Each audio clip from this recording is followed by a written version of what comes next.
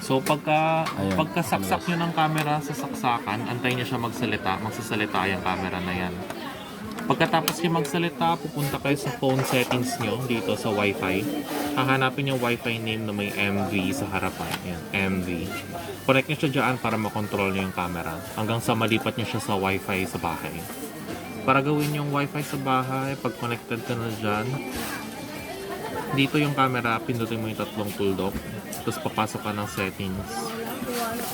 Pagpasok mo ng settings, pupunta ka sa network, yung pangalawa dito. Tapos pipindutin mo dito yung Wi-Fi station mode na option.